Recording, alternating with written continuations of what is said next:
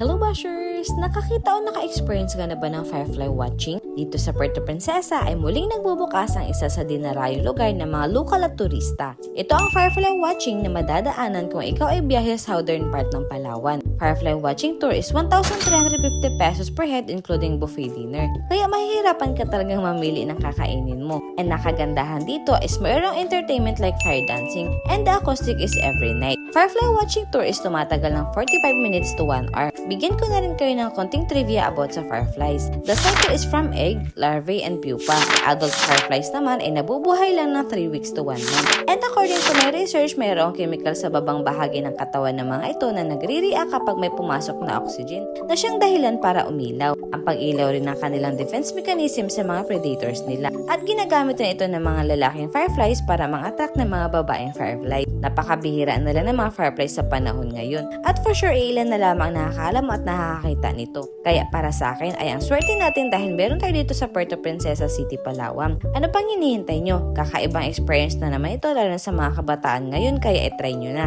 Open sila from 4 PM to 12 midnight daily. Thank you for watching. Yun lang. Bye!